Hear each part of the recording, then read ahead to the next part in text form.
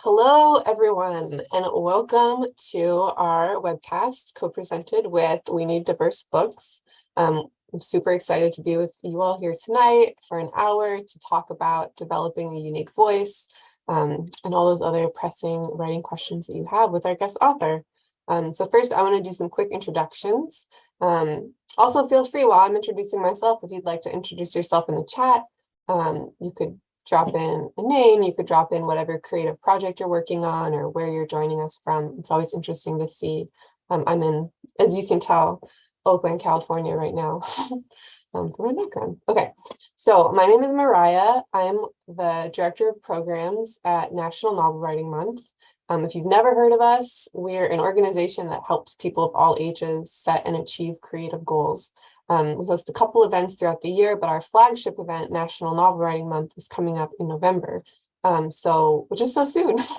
So if you're interested in participating, you can, I think Catherine, who's moderating our chat today, she can drop in a link to, we have two websites, one for writers who are 13 and above, and one for writers who are under 18 or parents, teachers, things like that. So you can check that out.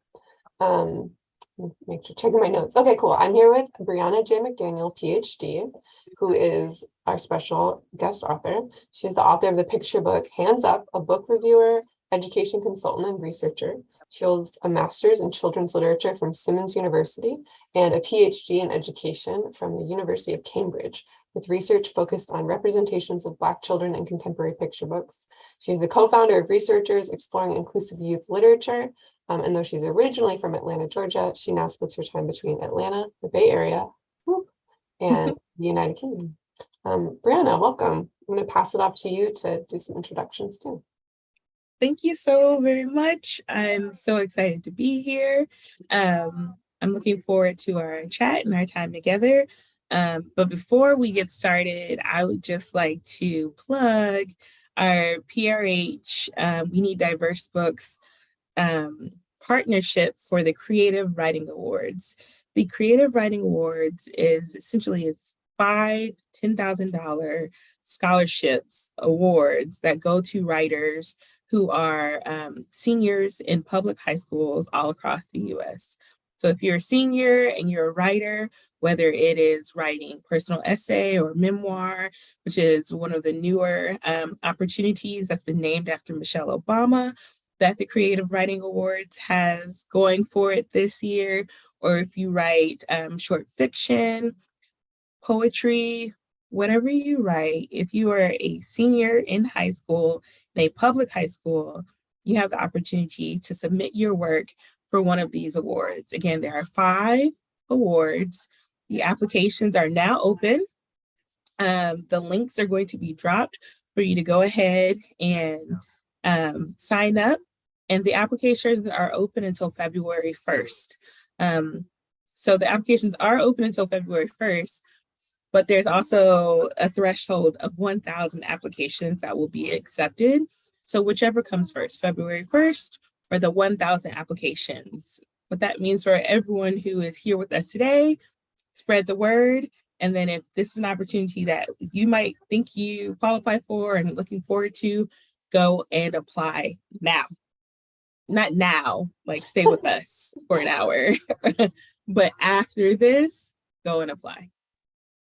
Amazing. And I think Catherine just dropped the link to that in the chat. So, perfect. Perfect. Thank you, Catherine. Yeah. Catherine's our behind the scenes wizard who's managing all this.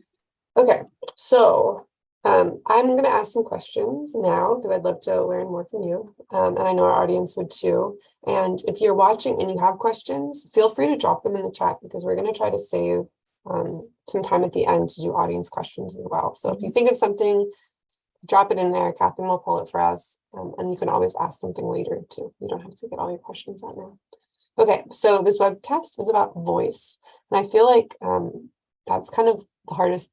That was the hardest thing for me to understand when I was learning how to write or when I was teaching middle school about writing. So what do we mean, or what do you mean, I guess? Maybe it's different for different people, I don't know. But what do we mean when we say voice, talking about writing? So when I think about voice and I think about my writing or I think about writing generally, I think about different layers. So there's what the author brings to the table with the type of cadence that they input into the book. Are you a writer who likes to write in short, kind of snappy, really quick, action-packed sort of prose, or do you prefer dialogue? And I think when I'm thinking of this from the author's perspective, even though it might not be where most people's mind go to. I love movies, and so I go to the type of imprint that different directors might make with their movies, and the kind of signatures that they leave when we watch certain movies by well-known actors or directors. So you have the author's voice, the director's voice, if you kind of move along with what I'm saying. And then I think you have what you're creating with the world and the dialogue and the experiences of the characters. And I know that maybe some people might try to separate those and say but I think that when you're writing and you're thinking about a cohesive manuscript, you're looking at the layers of the author's voice being spaced or placed into the space next to these characters. And I'm only saying that because I'm working on my first novel right now. And sometimes these characters say things, and I'm like, I don't think that's me. That's definitely her voice. That's definitely their voice. That's definitely, it's not me saying these things, because I'm not necessarily thinking, what would Breanna J. McDaniel say in this situation? I'm thinking to myself, what would this character do, say? How would they show up in this space and experience? So that's why I say that they're layered together. I might have a cadence that I prefer. I do a lot of more figurative language, I think, maybe than a lot of maybe other folks might do. I focus in on like kind of nostalgic themes and ideas, but all of that has to be layered for me with the character presentation.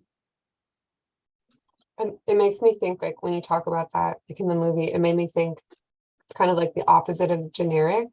Like when you watch a movie and like you can get a sense of who made this movie versus like anybody could have told this story or anybody could have made this thing. Which I think is, and some directors, like I'm thinking about like Wes Anderson, for example, like you can always tell like that it's his movie because he has such a strong voice, like director's voice. That's a cool way to think about it. You started talking a little bit about this, but I'd love to hear more. Like how else would you describe your like writerly voice, or voices, if you want to talk about like maybe you have different voices for different pieces. I don't know. I think so this is what I firmly believe. And this might not apply for everyone. Maybe there are people out there who don't have influences or don't have, folks that they look towards when they're thinking about how they write, when they write, why they write. But I definitely do feel like I'm a part of a legacy of writers that I look up to, and I can see and hear their influence in the type of writing that I do. Like I said, like the themes that I tend to move towards are aligned a lot with folks like that I really admire, like Mildred D. Taylor and Virginia Hamilton, and finding some of the supernatural or some of the funky in different, more mundane experiences, even though like there's mystery underneath. That's more of when I'm in my Virginia Hamilton kind of space. Focus on family and like strong characters when I'm moving more towards who I think of, or what I think of Mildred D. Taylor's writing. And those are kind of like how my voice and the voices of my characters kind of start to explode. And I think it's important for me to name the folks who came before me and who helped establish ideas and connections that I can pull from, because, yeah, I'm just gonna go say it, go ahead and say it. One of the things that I really kind of have been thinking through with my dissertation and with my writing is some of Sadia Hartman's writings about kind of like trying to find a place as a person who is descended from slaves and enslaved people, and thinking about where to find space for myself. And so having a touch point and recalling legacies and the legacies that folks have laid down for me, the writers who've come before me, is important for me to find a place for myself in this contemporary world of writing. And so that all is connected. The displacement I sometimes feel just generally out in this world, there's a groundedness that I can find in my writing because I have people that I can look back to and look up to at the same time. Thanks for sharing that. I hope you feel like welcome in the rest of the time to if you think of something that you want to say and wonder what have you received here, like I hope you feel comfortable, and I'll try to, like, I hope there's space for you to be your true self here. Thank you. Like you said, I think a lot of people find writing, like that's a place where a lot of people try to find that space for themselves, and if you can't do that here, that'd be a real bummer. And a more lighthearted note, I Roll of Thunder, Hear My Cry by Mildred D. Taylor. It was such a huge book for me when I was a kid. So that's just me. I also like that. It was the first book that I read that had character Cassie Logan that I could follow. Like I could totally see who she was. And I wanted to walk like Cassie. I wanted to wear overalls like Cassie. I wanted to go to school barefoot like Cassie. And at the time, and still, I was living in like Atlanta in the 90s. And my mom was like, you can't walk around barefoot. What are you talking about? And I was just like, I just want to be here. Like plait my head, 2 plaits. That's what I need. And so, and man, like what a time we're living in that we were able to get like the completion of Cassie's story through Mildred D. Taylor, because I won't go into it, but I love Mildred D. Taylor. So yeah. Yes, me too. And I think that like the stories that stick with us are probably the ones like that's voice, right? Like that's like she, like Cassie's voice through Mildred D. Taylor, and Mildred's like her outlook on the world, and her like it makes sense that would have a lot of power behind it. And when I get to see a character like Cassie, and then I get to think about the character that I'm working on right now, her name is Blessin. It's not that Blessin is necessarily a descendant of Cassie, but the influence there in thinking of this timeline of writers and thinking of this timeline of experiences for the people that I look up to and look back to, it means that I'm able to like situate myself and find my place, find a, even in some sense, carve out a space for myself in this continuum, in this timeline, in this bookshelf. And it is my honor to kind of, talk back and speak back to these writers in some ways, but also it's like really a privilege to be able to kind of move and build out this space, because the stories that I tell with Blessin, it's the story that I can tell. It's only the story. This is only a story that I can tell because I have her. I have what she's singing and humming as she's washing the dishes. That's in my head. You know what I'm saying? It's that sort of thing. And so I just have to find the space and the timeline, but knowing that I'm a part of this timeline, of this continuum, of this movement. That's what's that's making me think. Or when I first started out, I didn't have that connection with other like when I first started writing, I didn't know I hadn't considered where I was situated with it, like in conversation with other writers. And as I've gotten, sorry, my dog is here. If you can hear him, he's digging in the couch. So, sorry. Spoiler alert, I'm not at the Golden Gate Bridge. I'm in my basement. But I feel like that's part of like growing as a writer is like you don't grow in isolation. You grow like by figuring out your like how you're speaking to other writers and like even though it's this webcast, I think is titled Developing Your Unique Voice, which is true. Like you said, you have a story, you're the one who's telling it, like no one else could, but it's also in conversation. Like you figure out where you stand by figuring out your relationship with other writers. And I think that's What a I huge part of it. what I literally do, and when I talk to people, like specifically, I will have conversations with people about foregrounding equity in their writing, and thinking about positionality and power. But one of the exercises that we do in these sessions is I will tell people to draw out essentially a family tree, and it doesn't have to be pretty, but it should have individual branches. And your branch, is going to be wherever you want it to be.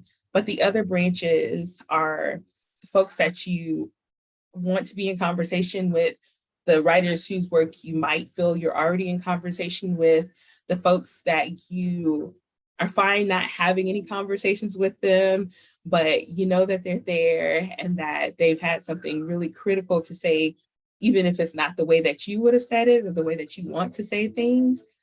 And just by having that family tree for myself, like Nancy Tolston's on my family tree, Virginia Hamilton, of course, Lucille Clifton, John Steptoe, there's all sorts of people who are on my family tree.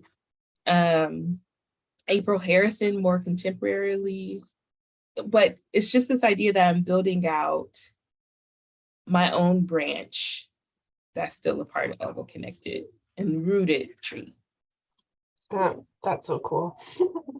And it makes me like I'm looking at my questions too, and I'm thinking, oh, that's kind of a segue. But because I I was wanting to ask you like, and you named like you already said some of these things already, but some concrete steps that a writer can take to develop their own unique voice, like any practices or exercises that have been useful to you. And that one sounds like that's an exercise that I want to do right now.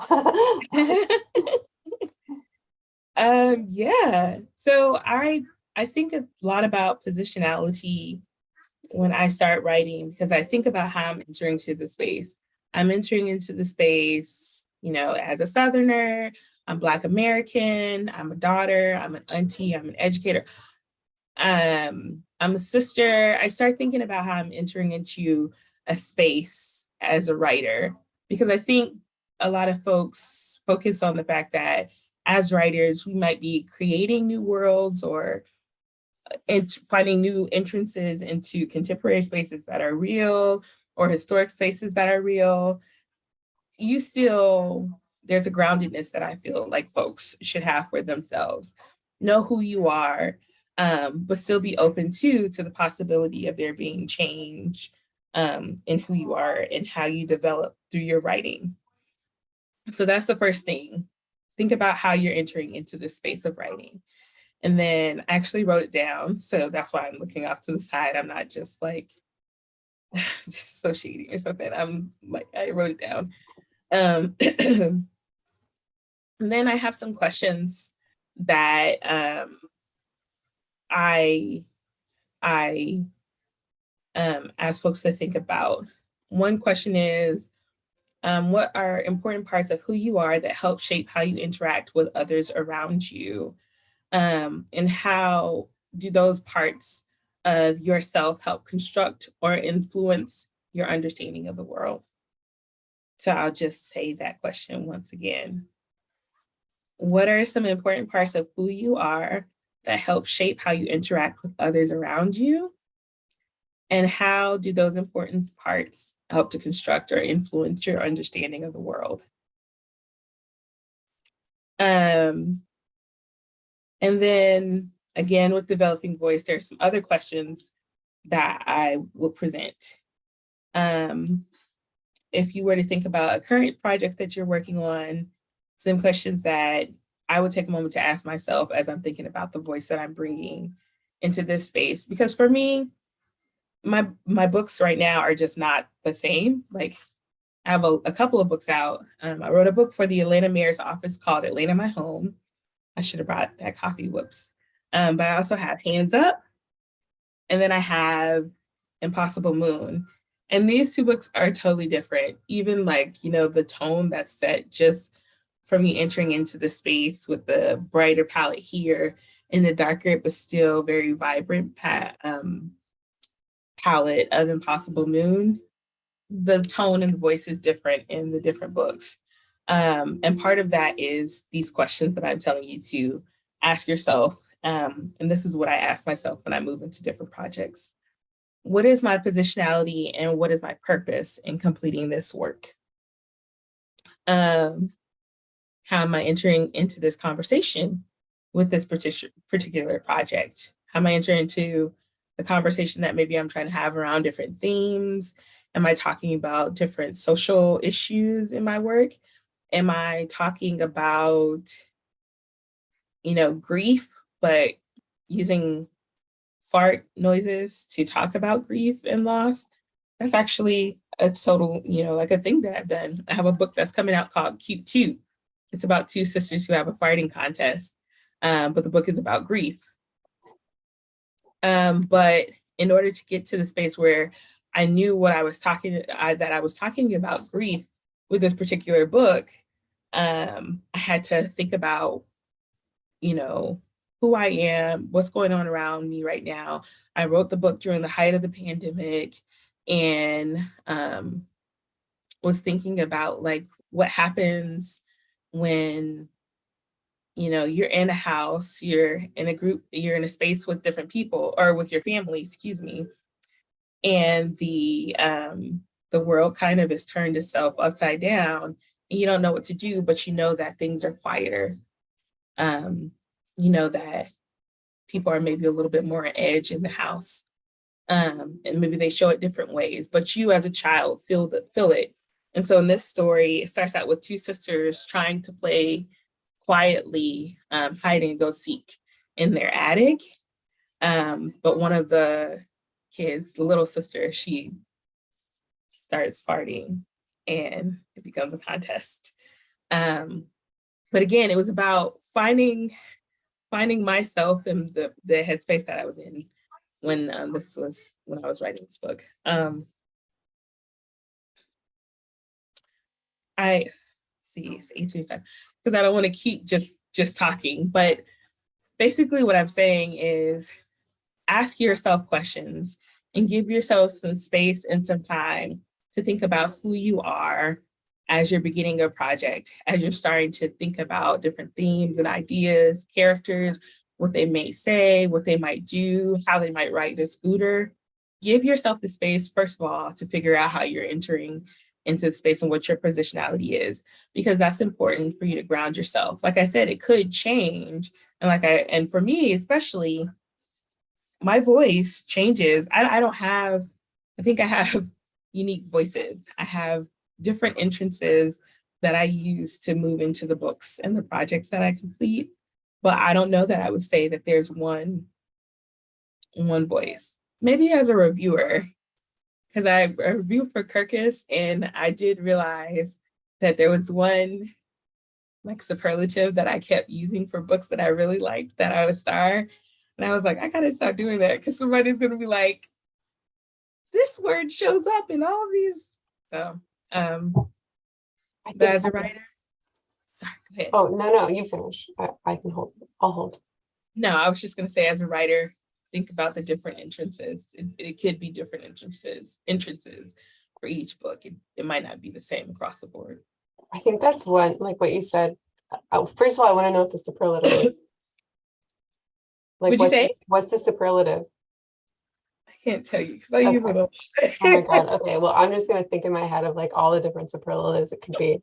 But I respect that secrecy. But I feel like that's such a that's such a good example of a strong voice is like if you can tell, if you could take away, and we all have them. That's the thing. It's not like you don't have a unique voice. everybody's got it. It's just, I think, learning, like what you said, like thinking about your positionality and how you're approaching the subject, or um, just getting more confident in accessing that part of yourself, or noticing, like you said, when you're like, maybe you have a unique voice and you haven't noticed what it is yet, and going back and looking at your work. Um, I had a better train of thought for a second. I got derailed. I hate when that happens. You hear yourself in the middle of talking and you're like, I'm talking about voice, listening to my own voice, getting lost. um, but one thing that you mentioned earlier, actually, that I wanted to bring up again, just as an exercise that's worked for me, is when you were talking about being in conversation with different authors. I was remembering an exercise that I did once, where you take an author whose voice you very much love, and you try to steal it. Like, you write just like they're writing, but in your own subject, or like in your own story. And then you try it with like a different author. And I think it helps you, one, like notice voice in different authors and what you like about it, and pay more attention to it. But then it also gives you that practice of like, yeah, of like testing out different voices and seeing where you fit within it. It was useful for me. I really love George Saunders. He's like I guess I don't know how I would describe his voice, but it's very quirky, and it was fun to practice trying to write like him, and then seeing how it's similar to mine, how it's different. Just another exercise to offer. Yeah, so if I think about like my book, Hands Up, or our book, the illustrator is Tanya Angel. When I think about this book, one of the very first drafts, I was reading Tar Beach by Faith Ringgold, and I was like, I want a little Black girl who flies through the skies. And that was not something that, like, there's an image that's very specific, like, it's just a fantastic like reference to some of the images that I've seen in other books about like Tar Beach. But that was all Tanya and her brilliance. But I was reading and I was looking at like the length of how Faith Ringo, because picture books is just a little bit different, but how long the stories were, what the page turns looked like. And I think I can definitely at least see that influence in how I found a different story, a very different story from Tar Beach, but an exercise in admiration, like, brought me closer and closer to where I wanted the story to be. That's cool. I'm really excited about all of your books, but the Cute Toot book, I feel like I'm just like really need that. Yeah. Even the title has so much voice, right? Like, yeah. Like it's like you can tell, like that's an exercise. Like, I feel like coming up with a title for your piece that shows your voice. Like I can tell right away. Like I just love it. Well, I can't take credit for the title. My original title was, but like trying to spell it out, and then people would have like said it different ways, but now you know who I really am. I love it. I'm looking at the questions that I had planned to ask, and I'm noticing that like you definitely have answered some of them in certain ways, but I maybe will ask them again just in case you have more to say about it. But maybe because one of my questions was, how do you figure out what kind of voice you're going to use in a piece? And how do you strengthen or lean into that voice as you write? I'm trying to think if you had more to say about that. Do you feel like you already? I feel like I could say it just simpler, like start with yourself. That's my advice. I know a lot of folks will do character analysis of these characters that they're building, and I always start with me. I start with me, and I start with the space that I'm in mentally, emotionally, and how that might be bringing different things into the writing, into the project. That's cool. That is a simpler way to say it. Yeah. And then this doesn't have to, we have a couple questions in the chat, and I want to make sure I ask these two last questions. Because I think this is just an interesting question. I like asking lots of writers this, which is, Can you share like what is the best writing advice you've ever gotten or the worst writing advice? I'll share the best writing advice that I got, and I think it's probably advice that a lot of people give. I was sitting at a table with, I coerced one of my friends to sit at one of the front tables at like a luncheon for like the Boston Globe Awards or something like that. I forgot what it was. I was a graduate student. I was like, come on, let's sit up front. We sat up front and we're sitting around, and I'm just new to children's literature, the world of children's literature. And my friend is kind of looking around and she's like, I don't think we're supposed to be sitting up here. And I was like, why? And she was like, I'm pretty sure that's Neil Porter. I think he's one of the speakers. She said, I think this might be a speaker's table. I was like, I mean, but it's open seating. And she was like, I think that's Joe Knowles. We're at a wrong table, but we were already sitting down. And so I just started talking and I asked Joe Knowles, what are some of the things that she does as a writer to be a better writer? And she said, I read and I read and I read and I write. And I thought to myself, maybe that's how, I get to be a writer one day, because man, I am a really good reader. At the time, I hadn't written anything that was published yet, but that was 2012, a long time ago. But that, I never forgot that. And I've never stopped taking time to read. And it's self-help books, and it's books of quotations, and it's bibliographies. I know that's weird, but ooh, do I love a good bibliography at the back of a book. Weird. It's just because that can help you kind of figure out too a little bit about the author and what they were kind of, the movement of their research and ideas. It's weird. You're right. It's weird. No, it's fun. I think I can get it. I can get into it. Yeah. So reading bibliographies, anything that I can get my hands on that might provide me with some insight or enrichment or a laugh, whatever it is, I'll read it.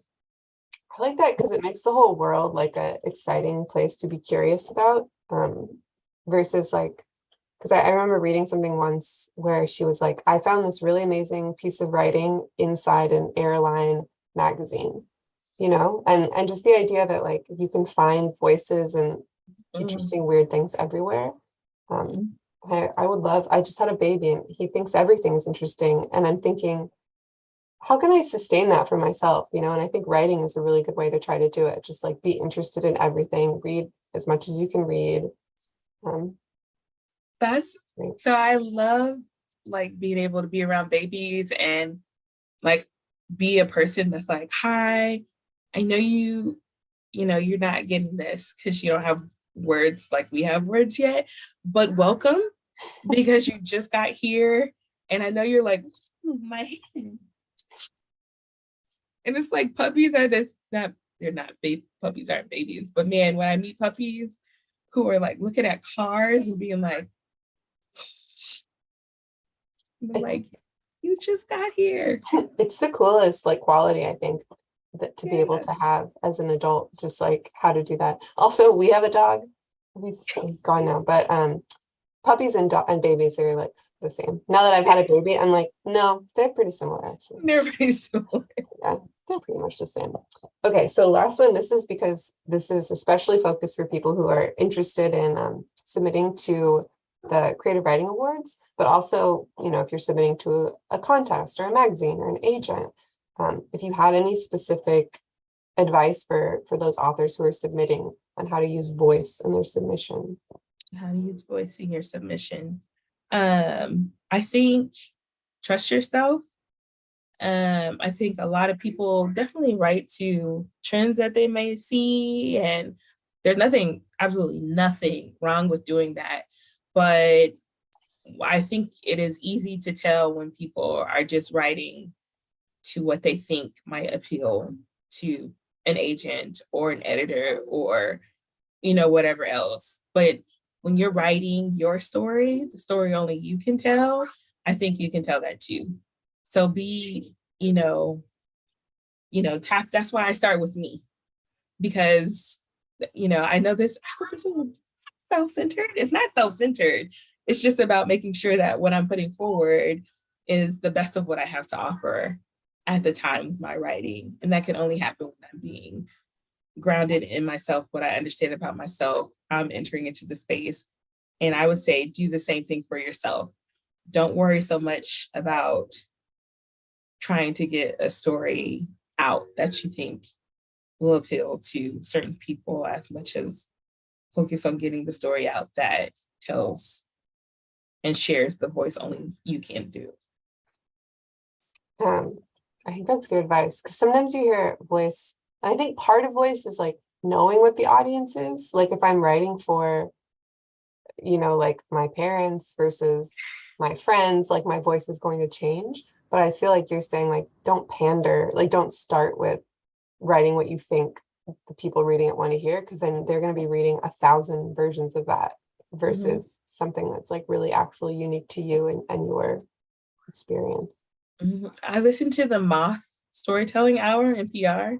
Same. And I love it so much because these are folks who are just like, this is something that has happened to me. It's something I heard. This is something, an experience.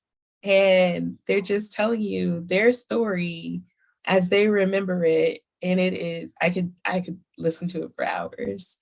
And I think that's what I want my stories to feel like someone is listening to a Moth Story Hour and they're getting Breanna J. McDaniel full-fledged, like all the potency all up in there. Yeah.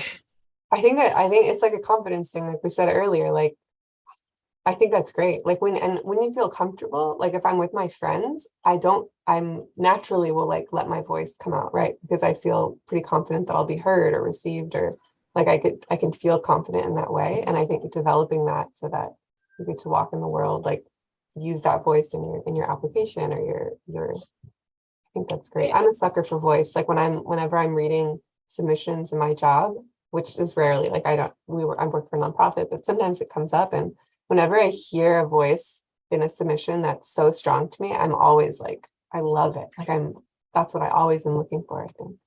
Yeah, because I think people feel like I pull voice forward first because I don't want to spend, because I know that in the drafting, right? Like my picture book, this is hands up. I don't know. It's maybe got like 200 words in all of it, but this is the 17th draft of the book. Like it's not the first draft of the book. And so there's going to be more drafts where different types of structure and form and different kind of technical elements will be added in. But if the voice is strong from the very beginning, I think that that'll continue to help folks as writers find their way through the story. That's why I say lead with voice. I could be wrong though. I like my books though. So I'm not wrong about my books. I don't think I could be. Somebody could be like, yeah, read it, hated it. I mean, that's good though. That's like that's the opposite of having a voice and being generic, is like no one's gonna not like if you're so generic, if you try to please everyone, like it's gonna, then you end up with something very, very generic versus something that's like unique. Yeah. Yeah. Cool. We had a couple of questions coming in the chat, and maybe people are saving them too. So if you have any questions, and it's gonna be about anything. We're kind of talking about voice, but we touched on a lot of other things. So, and I know if you're participating in NaNoWriMo, that's coming up soon. And so if you have just any general questions about writing, feel free to ask them as well. Jane asked, they said, I have trouble capturing local dialogue. I speak like everyone else, but when I write, I go back to good grammar and proper sentence structure. Do you have any tips for capturing local dialogue like that? Capturing local dialogue.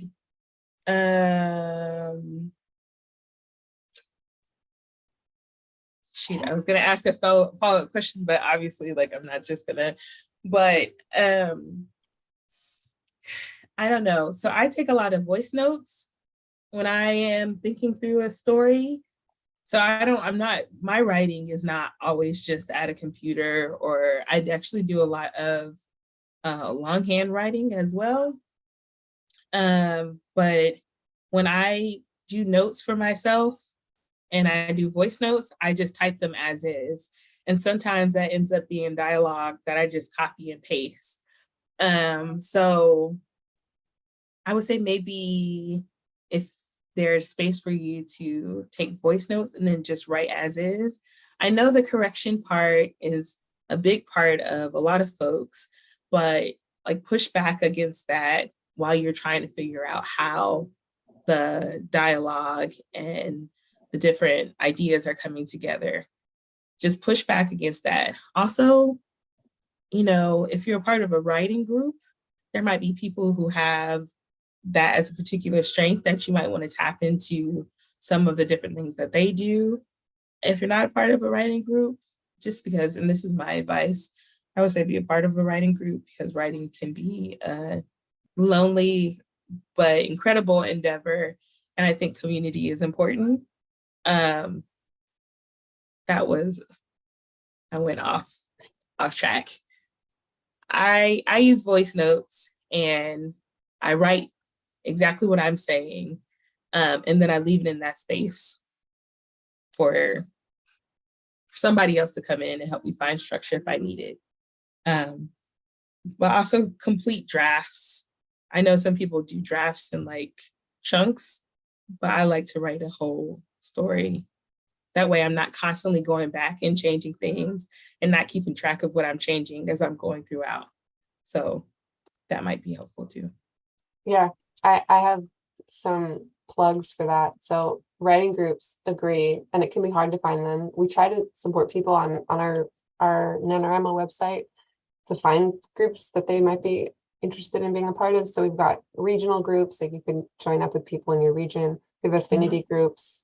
We host some NaNoWriMo HQ community events. So if you're worried, I know in some places it's very easy to find other writers, and in others it's very hard. So that can be a resource. Also, wait, I had another plug.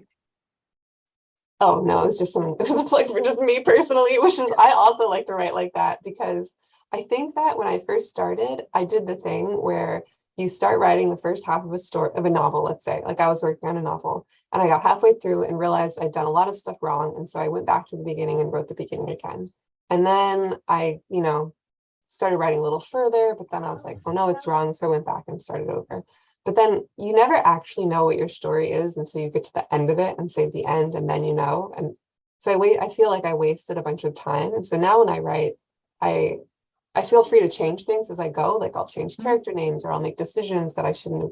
Oh, I'm going to change that in the past. But then I don't go back and do it. I just continue as if that was the case. I make a note, because I do think it's really valuable. And, all advice is, works for some people, it doesn't work for others. But for me, it was really valuable to practice practice the muscle of going all the way through a story versus the muscle of just starting. Because I feel like a lot of us have flex that muscle a lot, like the starting muscle, but I need, should practice also that middle and ending muscle, because those are getting weak sometimes on me. And then you mentioned voice. That's so cool. Because I know that Catherine, who's moderating our chat, she wrote a whole novel longhand, like by her hand.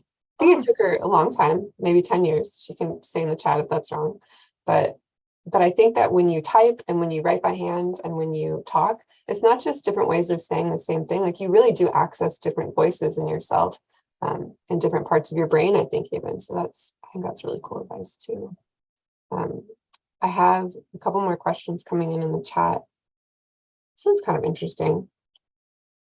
Hi, Gucci Naj says, hi, sometimes I find myself being influenced by what I'm reading, especially if it's a similar topic.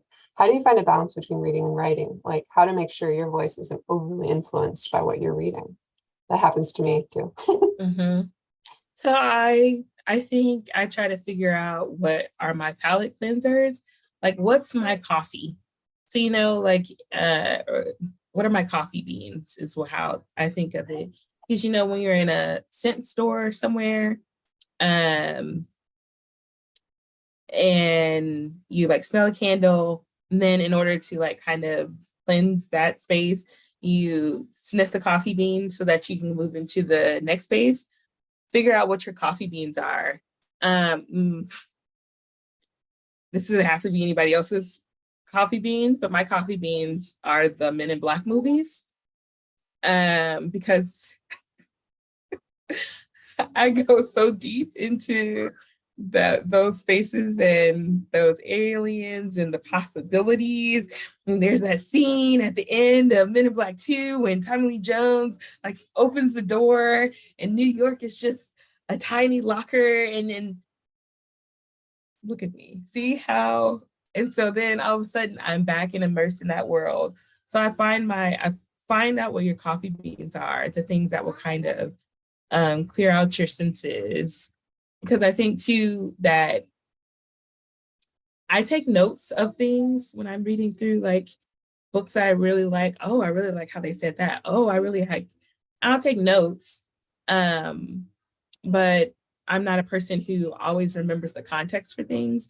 So I write out the notes in a way that gives me the space to build my own context if I want to use like a technical device or something else later.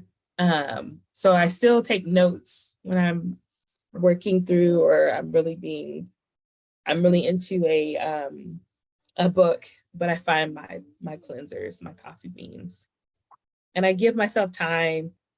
Like, Catherine, that's so cool that you wrote that novel.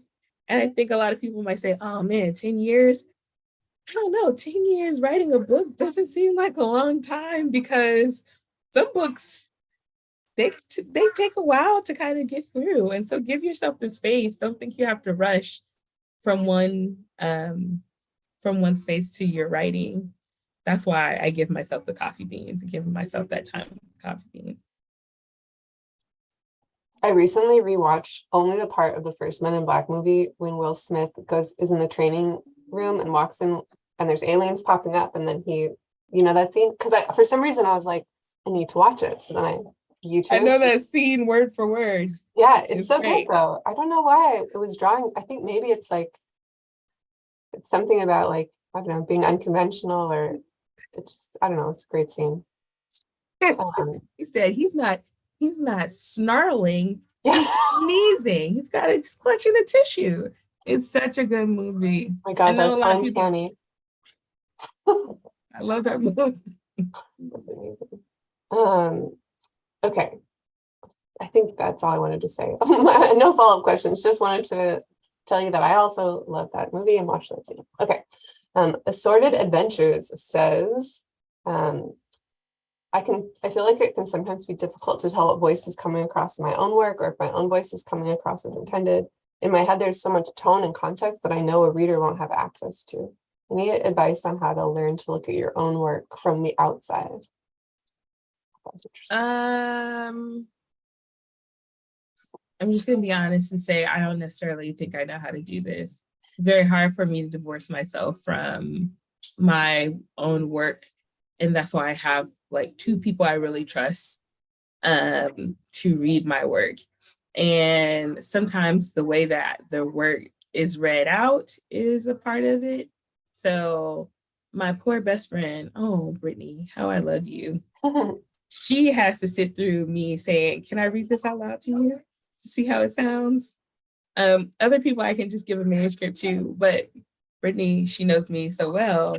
I read it out loud. And that's when I can say, and then Mabel jumped into and she's like, you're doing too much. And I'm like, but that's how I would want it to come across. Does it come across like that? And she's like, yeah, because you're yelling. And I'm like, I'm yelling. We do our little that thing, our Laverne and Shirley thing, but having her to bounce those ideas off of. So I don't know, maybe reading out loud just to yourself could be an opportunity for you. As I'm just kind of thinking through things, it could be an opportunity for you to hear how things are coming across, because also that's really helpful when you're thinking about how things are punctuated, which I feel like is just people don't really put enough emphasis on what punctuation does when you're reading out loud. But when you read out loud and you hear how that comma sounds, you're like, oh no, that shouldn't be there. So reading out loud, if you have people who are sharing space with you that you feel like you could trust, I would say not very many people. For me, I don't like a lot of cooks in the kitchen. But that's where I would start. There might be other ways too. And I know this is going to sound boring and annoying, but also always just giving yourself time and a little bit of distance is going to be good. Yeah, I'll write a picture book and I won't send it to my agent until, I hope she's not. I'll just say it.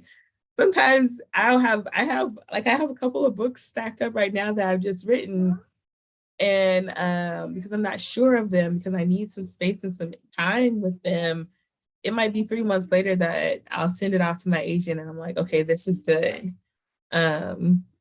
But it's just me giving myself some time with the space and giving myself some time and space too. I mean, I was going to say that too. So it may be like boring advice, but I think it's so true that you just have to wait. I do this thing where I finish a story. I think it's amazing. Best thing I've ever written. And then I email it to my partner to read. And then the next day I email him and I say, don't read that. Because like, because it was bad. Like, it's not, like, it's not bad. There's potential there, but like, even with the distance of just one day, looking at it again, I'm like, oh no. So I need that moment of wanting to share it, and I share it, and then he knows that that he should just wait, because I'm almost immediately going to say, don't do that actually. So I think giving yourself time, and the reading out loud to yourself is brutal, but if you ever want to notice all of the things that you want to fix in a piece, like I'll record it as a voice note, and then you listen to it, and then you're like, oh, like it just gives you like a whole new perspective on what you wrote. And then you can delete it right away if you'd like to. That's what I do. Exactly. It's really, and that's such an important skill. Like being a writer, you're not a good writer because you just immediately are a good writer. You're a good writer because you've learned the skill of like being able to tolerate your really bad work and then figure out what you're going to do to fix it. Yeah. I agree. That's why I don't think 10, but this is I won't keep talking about timelines. Because this is what I do and this is what I love to do, and I can wake up every morning and write, and even if I never had a book published, I would be a writer. I feel like time doesn't sit the same way for me when I'm writing that it sits when I'm doing other activities. So I'm willing to give myself a little bit more grace with it. Yeah. We have a little bit of time, and Melissa had asked a question in the chat. Okay. And I'm realizing you're kind of an expert in children's literature. It's not exactly a children's lit question, but they asked, how do I recapture the voice I had when I was younger? I used to write all the time when I was a kid, but I spent years not really writing, and I feel like I lost that voice from my childhood.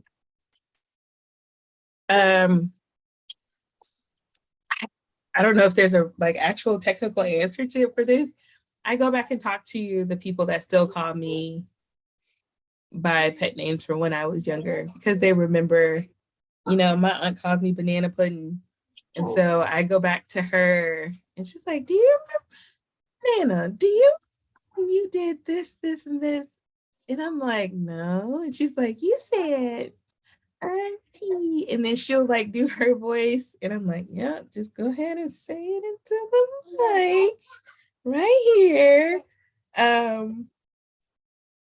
Just because even if her remembering of how I talked, walked, thought is based on how she entered into the space with me, which it totally is.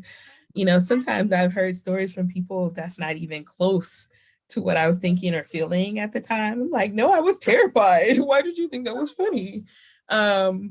It's really interesting to have that perspective. And I know that everybody, though, doesn't have the opportunity to have those people who can kind of find space to reflect with them. Because it is a privilege that I have that, and I have to say that. But alternatively, when I was abroad and I didn't have access to some of the family and friends that I was used to having access to, and when I was abroad and some of the people that I cared about dearly passed away, one of the things that would put me back in the spaces where I was growing up was listening to different types of music, watching a pup named Scooby-Doo, things that were a part of kind of like in my space only, triggering ideas and memories. And, you know, going back and being like, oh man, we did say psych a lot. Like a lot. Sorry. I'm like, oh, okay, that has to go into the book because it just makes sense. Everybody was saying psych in the 90s. Things like that. Yeah, agree. Also, looping back to what you were saying earlier, I feel like, oh my gosh, what was I going to say? Well, maybe this isn't looping back, but we kind of were talking about, oh no, it is looping back about babies being interested in like curious and open and just like excited about the world. And I feel like having that approach to things as well, like we get older, we start to get more scared of things. Like I remember when I was a little kid, I was fearless, I was funny. I was like, I didn't care if people didn't think I was funny. I thought I was funny. And when I read my writing from that time, Melissa, I have the same in the chat, I have the same feeling where I'm like, how can I find that version of me again? I think what you said, talking to people who knew you, and also just like, yeah, like talk to that little person too, you know, like write a letter to the little you, find them, like what do they have them write back, you know. I think that you still have that voice inside you, you know, just like practice bringing it out. I said that and I was like, I should do that actually. Take my own advice. And some things repeat themselves. Like there are times when I'm around, gosh, I'm sounding like my grandmother, younger folk. And I'm like, we did that. I guess not new. I mean, it's still cool, but we did that too back when I was your age. And, you know, I think that's when paying attention to what's happening around you too with, you know, the youth can be helpful as well. Okay. I want to be respectful of everyone's time. It's been an hour and I could feel like I could keep talking forever. This is super interesting. And we're really grateful that you were able to come and share your thoughts. We have people in the chat saying things like, thank you for this chat. Great answers to questions, great content. OMG, these questions are so great. So there were more throughout. So thank you for being here, and I'll make one more plug for if you're interested in trying to write a novel in a month, you can sign up for NaNoWriMo. If you're a high school senior or know a high school senior, you can tell them or check out more out about the Creative Writing Awards. And Catherine has all of that information in the chat, which will stay up on YouTube. So you can always come back and check it out. That's it. Do you have a little dog with you? I don't. Those are my niece and nephew who's supposed to be dead. You mentioned a puppy and I thought, oh yes, I do. Her name is Hazelnut Nutella. Hazel. I feel like there's always space at the end of a webcast for the dog appearance. Sure. She's rolling her eyes at me because she's like, you know, when she turned I don't know, like 7, she decided that 7 o'clock was her bedtime. And we're on the East Coast and it's 9 now. And like every night she crawls into her bed and she's like, 7 o'clock. Dogs are the best. I know. Okay. So it's been a pleasure talking with you. It's been a pleasure just being around all these virtual people. Thank you for sharing your thoughts and locations in the chat. And hopefully we get to do this again sometime. Oh, and check out all of Breanna's books. Yeah, gotta plug all your stuff too. Yay. Impossible Moon is out now. So is Hands Up. Impossible Nice. Moon is the newest one. Cool. All right, everyone. I never know how to end these. I'm like, okay, well, thanks everyone for coming, I guess. Then I don't want to go, you know, it's nice to hang out with other writers. So It is nice. I'll just end it like that.